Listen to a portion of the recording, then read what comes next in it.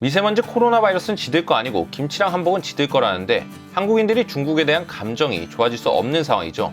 이런 상황에서 미국이 중국을 혼내준다고 하면 좋아하실 분들이 많을 거라 생각됩니다. 실제로 트럼프 정책 싫다고 뒤집는 바이든 행정부도 중국을 적대시하는 정책은 이어갈 거라고 했죠. 이번 영상에서는 이와 관련된 제 생각과 미국 국무부에서 발간한 보고서를 위주로 미국과 중국이 지금 어떤 상황이고 어떻게 싸우는지 한번 풀어보려고 합니다. 미국을 좋아하시는 분도 있고 싫어하시는 분들도 계시겠지만 조금 냉정히 볼 필요가 있다고 생각해요. 제 영상에서 맨날 다루지만 20세기 중반부터 후반까지 미국과 소련은 피 터지게 싸웠죠. 사실 이때도 경제적으로는 미국이 압도적이었습니다.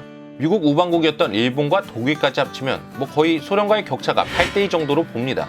거기에 자본주의와 함께하는 한 공산주의는 지속 가능한 체제가 아니었죠. 애초에 경쟁이 안 된다 이 말입니다. 그렇게 애초에 되지도 않는 경제력 가지고 무리하게 군비 경쟁하다 소련이 무너져 버립니다. 이제 미국 혼자서 잘 나가게 된 거죠. 근데 진짜 문제는 이때부터 시작돼요. 미국이라는 국가는 계속해서 적을 상정해 성장해 왔습니다. 영국, 독일, 소련 이렇게요. 적이 있을 때 장점이 뭐죠? 하나로 뭉칠 수 있다는 거죠. 근데 이제 적이 없어진 초강대국 미국은 고민에 빠지게 됩니다. 뭐가 있어야 단합하고 발전하고 계속해서 자신을 업그레이드 나갈 수 있을 테니까요. 처음엔 중국을 적으로 삼으려고 했습니다. 그런데 당시만 해도 중국이 오늘날처럼 떵떵거리고 주변국들한테 대놓고 깡패짓 할 정도도 아니었거든요. 그땐 따거가 아니라 그냥 동네 덩치 큰 바보였어요. 저도 2004년에 처음 중국 여행을 갔는데 사촌들이 거기 가면 화장실에서 볼일 보고 손으로 처리하는 거 아니냐고 했습니다.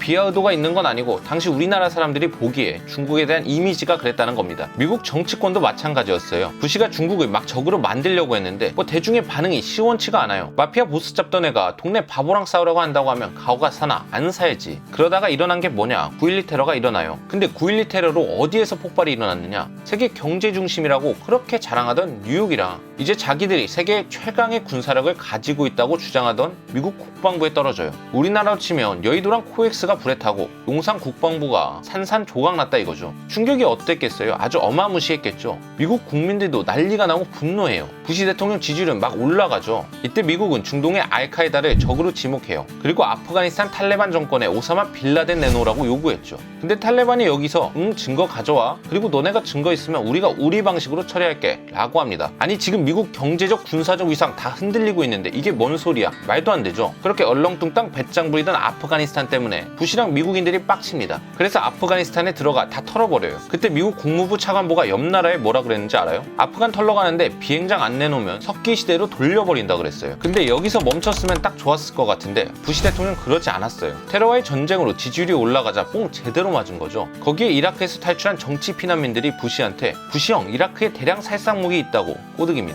그러자 부시는 역사의 이름 한번 남겨보겠다고 이라크까지 쳐들어가요. 근데 사실 이라크에는 대량 살상 무기가 없었어요. 그냥 후세인이 무기 있는 척하면 주변국들에서 이라크 안 건들겠지 하며 계속 허세 부린 거였죠. 부시 대통령이 당한 거예요. 이제 이라크에 대량 살상 무기 없는 게 밝혀졌으니 미국은 새로운 명분을 찾기 시작해요. 민족 건설이 다음으로 미국이 내건 명분이었어요. 아니 도대체 이게 뭐냐? 쉽게 말해 이라크의 민주주의 국가 만들겠다는 거예요. 근데 그 방법으로 미국이 생각한 게 사담 후세인 목 따는 거예요. 미국은 사담 후세인 없애면 이라크 사람들이 얼씨구나 좋구나 하고 민주주의 시작할 줄 알았대요.